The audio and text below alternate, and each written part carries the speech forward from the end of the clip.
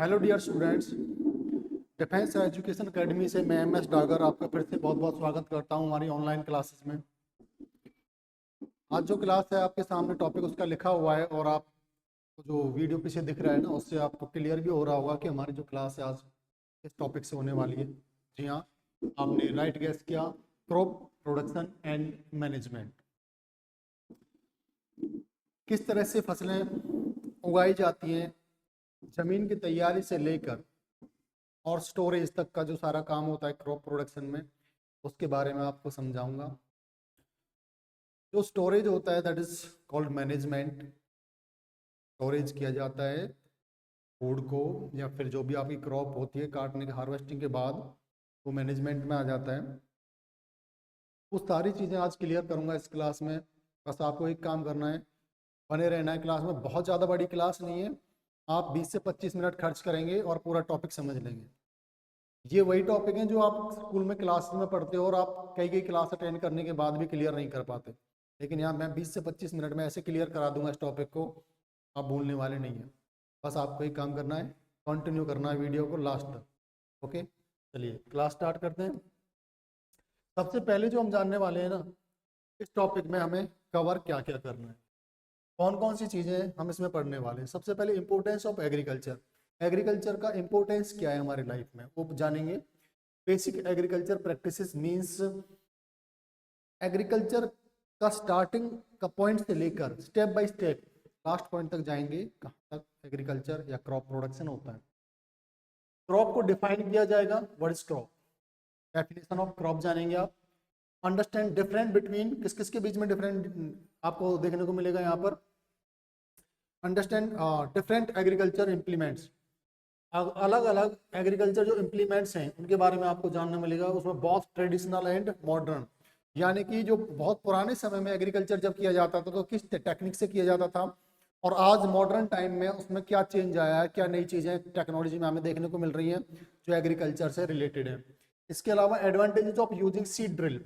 आजकल आपने देखा मशीनों में जो बीज बोने के लिए हम इस्तेमाल कर रहे हैं वो क्या सीड ड्रिल है, और सीड ड्रिल का सबसे ज़्यादा यूज आज मॉडर्न टाइम में किस तरह से हो रहा है और उससे क्या फायदा हुआ है हमारे एग्रीकल्चर के अंदर।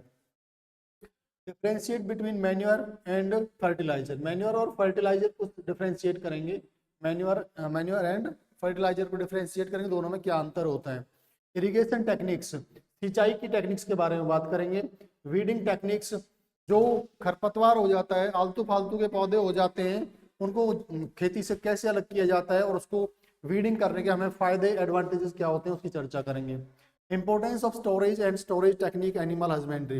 इंपॉर्टेंस ऑफ स्टोरेज, स्टोरेज जो भी आपने क्रॉप उगाया है, फसल उगाया है, उसको कैसे स्टोर करते हैं उसके बारे में बात करेंगे। और एनिमल हस्बेंड्री यानी कि खेती के साथ साथ कैसे पशुपालन किया जाता है उसकी चर्चा की जाएगी। आप सोच रहे होंगे इतने सारे सब टॉपिक्स को एक 20-25 मिनट में कैसे समझाया जाएगा। बहुत इजीली समझाया जाएगा, बस देखते रहिएगा। सबसे पहले बात करते हैं हिस्ट्री ऑफ एग्रीकल्चर की। एग्रीकल्चर आज का काम नहीं है, 100 साल 200 साल पुराना काम नहीं है, हजारों साल से एग्रीकल्चर होता है। लेकिन अगर आपको बताया जाए तो शुरुआत में जो इंसान था वो केवल हंटर था, शिकारी था, खेती नहीं करता था। आप देख रहे हैं डिड नॉट कल्टीवेट, खेती नहीं करता था, केवल शिकार करता था, कच्चे पक्के मांस को खाकर अपना जीवन पालन करता था। लेकिन धीरे धीरे क्या हुआ, लगभग आज से 10 से 12 हजार साल पहले जो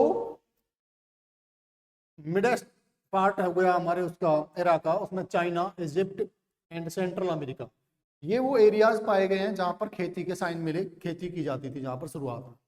द अर्लीस्ट डोमेस्टिकेटेड प्लांट, जो सबसे पहले पौधे उगाए गए। देखिए क्वेश्चन आ जाता है कि सबसे पहले खेती कब की गई, कब से शुरुआत की गई, तो ईयर आप देखेंगे 10 से 12 हजार साल पहले शुरू किया गया। एरिया क्या था, चाइना, इजिप्ट और सेंट्रल अमेरिका का एरिया था, ऐसा क्वेश्चन आ जाता है। And what were the domesticated plants first ground, सबसे पहले जो उगाए गए वो कौन से प्लांट्स थे, वो थे barley, wheat, rice, peas and lentils. Barley जौ, जो कि गेहूं के साथ खेती की जाती है जिसकी। व्हीट आप जानते होंगे, गेहूं को व्हीट कहते हैं। राइस चावल, और बाकी ये मटर वगैरह जो फलियों वाली कुछ खेती की गई थी शुरुआत में, शुरुआत इनसे की गई थी। Animals like dog, got, sheep and pigs were also domesticated. ऐसे जानवरों को पाला जाता था जो रखवाली में काम कर सकें, भरोसेमंद हों, जो जिनसे मांस मिल सके, क्योंकि मांस भी उस समय फूड की एक बहुत बड़ी जरूरत था। एग्रीकल्चर शुरुआत से ही ऐसा नहीं था कि बहुत तेजी से फसलें उगने लग गई थी, बहुत ज़्यादा प्रोडक्शन होने लग गया था, तो खाने की पूर्ति उससे नहीं हो पाती थी, इसलिए कुछ पशु भी पाले जाते थे जो जिससे मांस मिलता था। जैसे जैसे हम आगे बढ़े तो एग्रीकल्चर जैसे शुरू हुआ, तो cultivating soil for growing crops and nurturing animals to provide food and other products. तो कल्टीवेशन किस लिए किया गया था शुरुआत में? फूड के लिए, और जो पशु पाले जाते थे उनके भी फूड और दूसरी जरूरतों को पूरा करने के लिए खेती की जाने लगी थी। क्रॉप्स क्या थे? Same kind of plant being cultivated on large scale. अब भी आप जब डेफिनेशन देते हैं क्रॉप की, तो क्रॉप की डेफिनेशन क्या है कि लार्ज स्केल पर जब एक ही तरह के पौधे उगाए जाते हैं तो उसको क्रॉप प्रोडक्शन या एग्रीकल्चर कहा जाता है। आपने 10 पौधे लाकर अपने गार्डन में उगा लिए, उसको हम क्रॉप प्रोडक्शन नहीं कहेंगे, उसको एग्रीकल्चर नहीं कहेंगे, वो तो गार्डनिंग हो गया। एक ही तरह के आप लाखों करोड़ों पौधे एक ही एरिया में उगाते हैं, दैट इज कॉल्ड एग्रीकल्चर और crop production. Based on season, season के बेस पर इनको कितनी कैटेगरी में डिवाइड किया जाता है, कितनी प्रकार की फसलें होती हैं सीजन के बेस पर। सीजन हमारे इंडिया के अंदर दो ही मोस्ट इंपोर्टेंट सीजन है, एक तो गर्मियों वाला समर, एक विंटर। तो समर में जो रेनी सीजन होता है वो मोस्ट इंपोर्टेंट होता है फसलों के लिए, और उस रेनी सीजन में ही कुछ फसलें उगाई जाती हैं।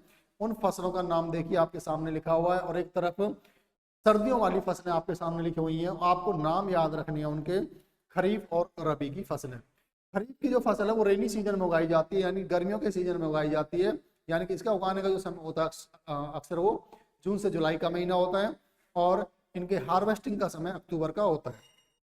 और जो रबी की फसलें होती हैं ये अक्टूबर नवंबर में उगाई जाती हैं, और इनका हार्वेस्टिंग का समय मार्च अप्रैल होता है। जैसे कि गेहूं की फसल अभी उगी हुई है खेतों में, आधे टाइम तक अपने पहुंच चुकी है, मार्च अप्रैल में उसको काट लिया जाएगा, और उसके बाद 2 महीने बाद से ही चावल यानी राइस वगैरह की खेती शुरू कर दी जाएगी, जो कि खरीफ की फसलें कहलाती हैं। तो आपको ध्यान रखना है, खरीफ की फसलें थोड़ा बड़ा नाम है, तो बड़े बड़े नाम ही उसके साथ में जुड़े हुए हैं। गर्मियों का सीजन हमारे यहाँ पर बड़ा भी होता है, छोटा नाम रबी है, और रबी मतलब सर्दियों का सीजन हमारे यहाँ पर छोटा होता है, तो इस तरह से आप रिलेट करके याद रख सकते हैं। कुछ फसलों के नाम और बता देता हूँ आपको, rice, corn, soybean, sugarcane, groundnut और कॉटन। ये कॉमन फसलें हैं जो आज भी उगाई जाती हैं, किसमें? खरीफ के सीजन में। रबी सीजन में उगाई जाने वाली वीट, ओट और मटर वगैरह जिसको कहते हैं, मस्टर्ड, आलमंड और ब्रोकली, ये ऐसी फसलें हैं जो रबी क्रॉप्स कहलाती हैं। अंडरस्टैंड? याद रखिएगा, इसमें से एक क्वेश्चन जरूर आता है। बेसिक एग्रीकल्चर प्रैक्टिसेस में अगर हम देंगे, सबसे पहले जब भी हमें खेती करनी होती है तो हम सॉइल का प्रिपरेशन करते हैं, यानी कि मिट्टी की जुताई करके उसमें से वीड वगैरह को, घास फूस को निकाल कर, और उसको इस लायक बनाया जाता, पोरस बनाया जाता, ताकि उसमें बीज आराम से सेटल हो सके। फिर उसमें बीज की बुवाई की जाती है, दूसरे नंबर पे जिसको सोइंग बोला जाता है। तीसरे नंबर पे एडिंग मैन्योर एंड फर्टिलाइजर, जो हम खाद देते हैं या फर्टिलाइजर डालते हैं फसल में, वो प्रोसेस की जाती है। उसके बाद इरिगेशन किया जाता है, इरिगेशन की भी कई सारी टेक्निक्स हैं, उन सब के बारे में आपको बताऊंगा। नेक्स्ट ये पॉइंट है हमारा, जैसे हम हार्वेस्टिंग कर लेते हैं फसल की, पक जाती है तो उसको स्टोर किया जाता है। तो मैं और भी आपको ये सीक्वेंस में बताना चाहूंगा, यहीं से शुरू करते हैं। फसल आपकी हो रही है तो वीडिंग होता है सबसे पहले। जब पौधे निकल आते हैं जमीन के अंदर से, तो उसमें कुछ अनचाहे पौधे भी निकल आते हैं जिनकी हमें जरूरत नहीं होती, उनको वीड्स कहते हैं, और उनको अलग करना वीडिंग कहलाता है। जब फसल पक जाती है तो उसको हाथों से, मशीन से काट लिया जाता है, और फिर थ्रेसिंग कर लिया जाता है, दानों को स्टैक से अलग कर दिया जाता है, दैट इज कॉल्ड थ्रेसिंग। फिर दानों को निकालकर स्टोरेज किया जाता है, ताकि साल भर हम अपनी जरूरतों को पूरा करते रहें, जो फूड की हमारी जरूरत है वो साल भर पूरी होती रहे। Preparation of soil, ploughing, tilling. सबसे पहले जब सॉइल का प्रिपरेशन करेंगे तो किसके द्वारा प्रिपरेशन किया जाता है, कौन कौन सी टेक्निक, कौन कौन से औजार हमें इस्तेमाल करने होते हैं? हो, प्लो एंड कल्टीवेटर। अगर इनकी हम बात करें तो ये कुछ ऐसे औजार हैं जिनको मस्कुलर फोर्स से, यानी कि इंसान या जानवरों के ताकत से, उनकी एनर्जी से इनसे काम लिया जाता है। ये दोनों ही इस तरह के हैं, लेकिन तीसरे वाला जो है मशीन, कल्टीवेटर जो है वो मशीन है, जो कि ट्रैक्टर वगैरह से इस्तेमाल की जाती है, खेत की तैयारी के लिए। तीनों ही किस में काम आते हैं? खेत की तैयारी में काम आते हैं, सॉइल के प्रिपरेशन में काम आते हैं। अगर हम हो की बात करें, जिसको फावड़ा आम भाषा में कहा जाता है, तो उसमें क्या होता है, एक लॉन्ग स्टिक होता है, लकड़ी या मेटल का हो सकता है, और नीचे एक प्लेट होता है जो कि अक्सर मेटल का ही होता है, बिकॉज ये जमीन को फाड़ने में इस्तेमाल किया जाता है। A strong board, plate iron जो होता है वो फिक्स होता है इसके साथ में, और इसको हम क्या करते हैं, हाथों से काम लिया जाता है इसका। हालांकि शुरुआत में जब इसमें 2-3 चीजें नीचे ड्रिल की तरह होती थी, तो वहां पर इसमें पशुओं को जोड़कर, बैल वगैरह जोड़कर भी इससे काम किया जाता था। लेकिन वही बैल का जो काम किया जाता है, बैल जो काम करते हैं वो प्लो के साथ में काम करते हैं। प्लो को इनके कंधों पर लगाकर रख दिया जाता है, और नीचे इसमें भी क्या होता है, मेटल का प्लेट होता है जो जमीन के अंदर धंसकर जमीन को चीरने का काम करता है। तो इसमें अक्सर क्या काम किया जाता है, इसमें बैलों से ही काम लिया जाता है। एक आदमी को हाँकने के लिए जरूर रहता है बैलों को, ताकि खेत को प्रॉपरली जुताई की जा सके। तो ये काफी पुरानी टेक्निक्स हो चुकी हैं। अब जो मॉडर्न टेक्निक है वो कल्टीवेटर मशीनों से या ट्रैक्टरों से की जाती है। कल्टीवेशन जो किया जाता है वो मशीनों से किया जाता है, जिसमें लेबर भी बचता है और टाइम भी बचता है। कम टाइम में ज्यादा काम कर लिया जाता है, खर्चा भी कम होता है।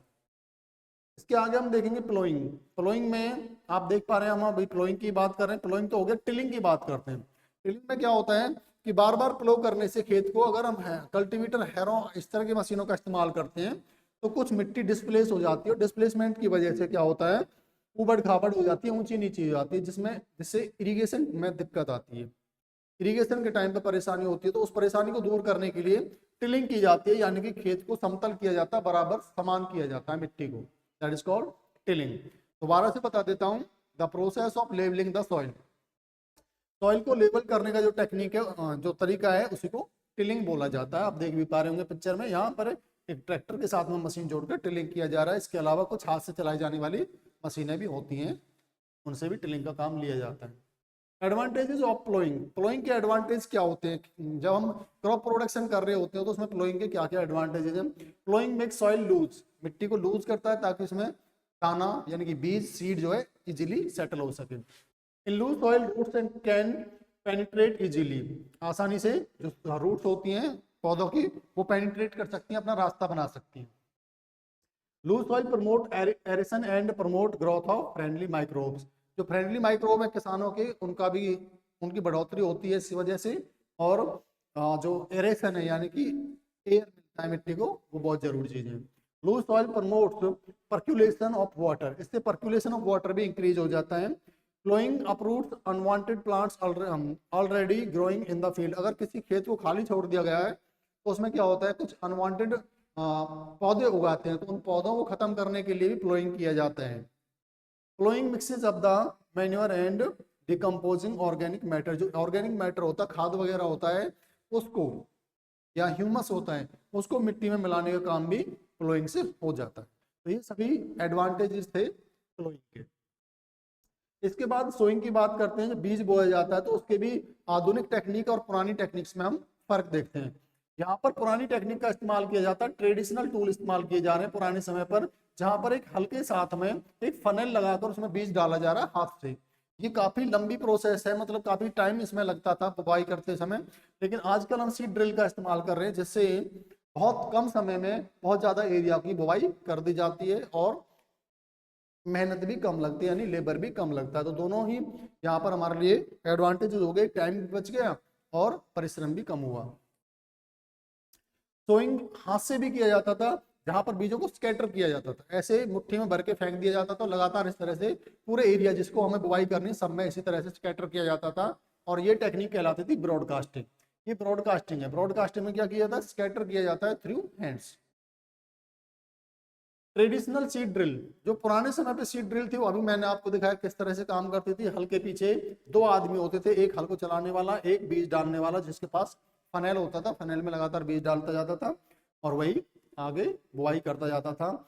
इसमें जो कुछ इसके डिसएडवांटेजेस थे वो क्या थे? Seed are not sown at uniform distance. इसका पहला नुकसान ये था कि जो डिस्टेंस था वो यूनिफॉर्म नहीं होता था, बीज का कहीं पर गैप ज्यादा है, कहीं पर कम होता था, जिस वजह से फसल में परेशानी आती थी।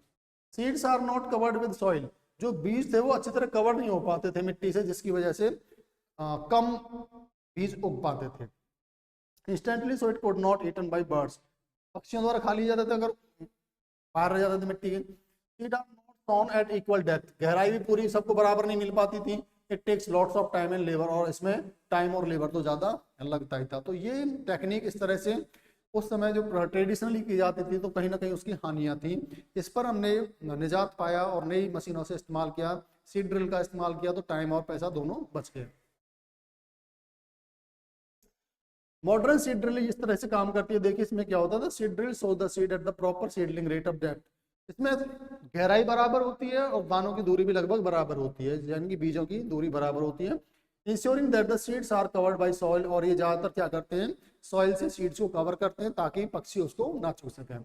It saves time and labour, सबसे बड़ा इसका जो फायदा है वो टाइम और लेबर की बचत होती है, कम समय में और कम लेबर से काम हो जाता है। Adding manure and fertiliser, manure और फर्टिलाइजर एडिंग किस तरह से किया जाता है, जब पौधे उगाते हैं जमीन के बाहर तो उसमें उनकी ग्रोथ के लिए कुछ तत्वों की जरूरत होती है, जिनमें सबसे ज्यादा बढ़िया तत्व जो है, जो सबसे ज्यादा नीड होता है प्लांट्स को, दैट इज नाइट्रोजन। नाइट्रोजन के अलावा फास्फोरस और पोटास भी बहुत बड़ी जरूरत होती है पौधों की, और जिंक की भी जरूरत होती है। तो इन सबको हम प्रोवाइड करते हैं या तो मैन्योर से या फिर फर्टिलाइजर से। मैन्योर और फर्टिलाइजर में फर्क क्या है ये जान लीजिए। मैन्योर जो होता है वो ऑर्गेनिक पदार्थ होता है, यानी कि पशुओं से या पेड़ पौधों से मिलने वाले जो अवशेष होते हैं उनका इस्तेमाल किया जाता है, जैसे कि गोबर और पेड़ पौधों की पत्तियां वगैरह, वो मैन्योर कहलाता है। लेकिन खाद क्या है, केमिकली बने हुए वे पदार्थ हैं जिनके अंदर न्यूट्रिएंट्स होते हैं सॉइल के लिए, जो उनको रिप्लेनाइज करने के काम आते हैं, जैसे कि डीएपी और यूरिया इसके बहुत बड़े एग्जाम्पल हैं। यूरिया का हम यूज करते हैं तो नाइट्रोजन की पूर्ति करा रहे होते हैं अपनी फसल में, और डीएपी की अगर हम डीएपी डाल रहे हैं फसल में तो इसका मतलब क्या है, हम उसमें पोटास और फास्फोरस प्रोवाइड कर रहे हैं। और गहराई से हम इसके बारे में आगे जानेंगे, लेकिन उससे पहले देख लीजिए application of manure and fertiliser. Manure और फर्टिलाइजर का एप्लीकेशन कैसे किया जाता है फसलों के अंदर, यहाँ पर आप देख ही रहेंगे हाथ से डाला जा रहा है, तो ये मैन्योर नहीं है, ये फर्टिलाइजर है। लेकिन मैन्योर को क्या किया जाता है, ट्रैक्टर ट्रॉलीज में भर के, जैसे गोबर की खाद वगैरह होती है, तो फसल उगाने से पहले ही उनको मिट्टी में डाला जाता है और मिट्टी की तैयारी के दौरान उसको मिट्टी में मिक्स कर लिया जाता है। लेकिन जो फर्टिलाइजर है वो फसल उगने के बाद भी फसल में आसानी से डाला जा सकता है, मशीनों से भी और हाथ से भी, और स्प्रे करके भी इसको इस्तेमाल किया जा सकता है। अब मैन्योर और फर्टिलाइजर के जो मेन डिफरेंसेज है वो आपके सामने है, आप इसका स्क्रीनशॉट भी ले सकते हैं अगर आपको कहीं से इसका नहीं कोई सोर्स मिला है, तो आप इनका डिफरेंशिएट करने के यहाँ से स्क्रीनशॉट ले लीजिए, और जिन तरीके से मैं आपको समझा रहा हूँ आपको याद भी हो जाएगा। ऑर्गेनिक सब्सटेंस होते हैं ये, यानी कि एनिमल या फिर प्लांट्स का वेस्ट होता है। ये इनऑर्गेनिक सब्सटेंस होता है, ना एनिमल से ना प्लांट से मिलता है, ये केमिकली बनाया जाता है। मेड फ्रॉम वेजिटेबल एनिमल्स, यही बात मैंने आपको बताई अभी तक, और ये केमिकल से बनता है। प्रिपेयर्ड एट होम, इसको घर पर बना सकते हैं लेकिन ये फैक्ट्रियों में बनता है। लेस रिच इन न्यूट्रिएंट, इसमें न्यूट्रिएंट्स कम होते हैं जबकि इसमें न्यूट्रिएंट्स बहुत ज्यादा होते हैं, स्पेसिफिक उनकी मात्रा होती है। Do not harm the soil, ये सॉइल को नुकसान नहीं पहुंचाते जबकि ये नुकसानदायक हो सकते हैं। इनका रिजल्ट स्लो होता है और इनका रिजल्ट फास्ट होता है। इनका रिजल्ट इतना स्लो होता है कि महीनों में जाकर रिजल्ट देना शुरू करते हैं, और इनका रिजल्ट ये होता है कि घंटों में ही स्टार्ट कर देते हैं अपना रिजल्ट देना। यानी कि आपने यूरिया आज अगर डाला सुबह तो शाम तक वो पौधों के अंदर काफी ग्रोथ दिखा देता है, और हफ्ते भर के अंदर तो बहुत ही फास्ट ग्रोथ हो जाती है। एडवांटेजेस ऑफ फर्टिलाइजर, फर्टिलाइजर के एडवांटेजेस क्या हैं, देखिए सबसे पहले तो डिजोल्व फास्ट, ये घुलता बहुत जल्दी है, जल्दी घुलेगा तो मिट्टी में ऐड होएगा बहुत जल्दी, और मिट्टी में ऐड होगा बहुत जल्दी तो इसका मतलब क्या है, बहुत जल्दी न्यूट्रिएंट्स मिलेंगे पौधों को और वो ग्रोथ करना शुरू कर देंगे। प्लांट्स एब्जॉर्ब फास्ट, जी बिल्कुल, प्लांट्स इसको बहुत जल्दी एब्जॉर्ब करते हैं, न्यूट्रिएंट्स इसमें फिक्स होते हैं और कॉम्पैक्ट इनकी मात्रा होती है। डिसएडवांटेज इनकी कमियां भी हैं कुछ, और वो कमियां क्या है, तो इस सॉइल को जो है ना यूट्रोफिकेशन करते हैं, सॉइल का पॉल्यूशन करते हैं। It change the soil chemistry, soil के केमिस्ट्री को, यानी कि अंदर उसके जो केमिकल्स का बैलेंस है उसको बिगाड़ते हैं। It make the soil too acidic और बेसिक, इनके ज्यादा इस्तेमाल से या तो एसिडिक हो जाता है सॉइल या बेसिक हो जाता है। देख रहे हैं आप, ये वाला पॉइंट मोस्ट इंपोर्टेंट है, एसिडिक हो जाता है बेसिक हो जाता है।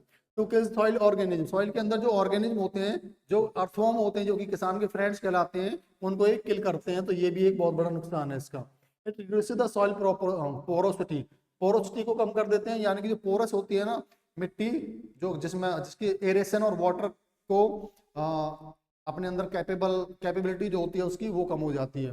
It affect the food chain, जो फूड चेन है वो भी प्रभावित होता है इससे, और ह्यूमन हेल्थ तो इसके ऊपर तो असर पड़ता ही है। सो ये बहुत सारे डिसएडवांटेजेस भी हैं फर्टिलाइजर यूज करने के, जबकि मैन्योर उसकी जगह आप यूज करते हैं तो इतनी सारी हानियां आपको नहीं होती हैं, इतने नुकसान नहीं होते हैं आपको, इतने डिसएडवांटेज उसके नहीं है। तो गाइस